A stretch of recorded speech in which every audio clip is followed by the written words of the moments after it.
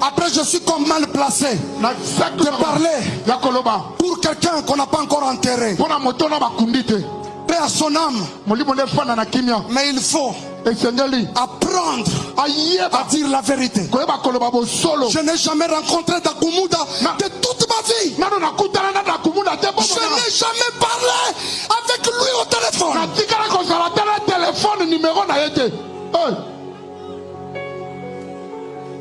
Frère Dakumuda, quand tu dis ça, peut-être pour une longue émission, mais dans ton cœur, on y habite aux Okosa.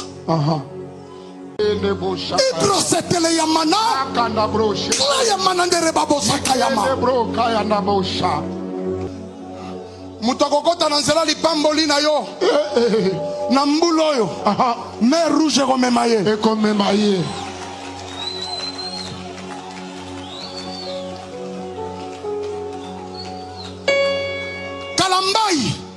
N'avons pas Kofi pour initier dans le monde des ténèbres.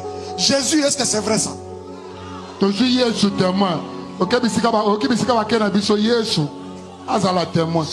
la nuit ou la journée?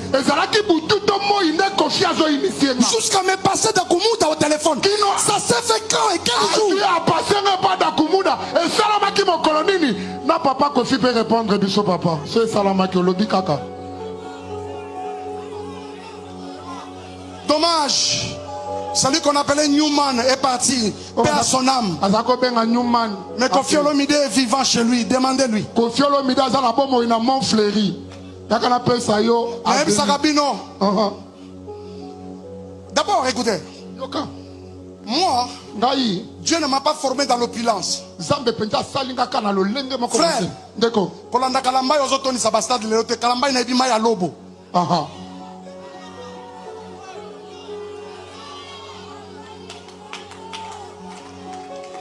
Mabolongo na ngai oyo na yobo bukango liboso tata. Come on.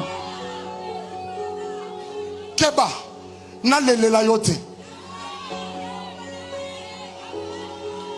Na mona batu ebele o batangisa nga pinzoli na 2020 na 2021 22. Tande ba koma bizengi. O mona te?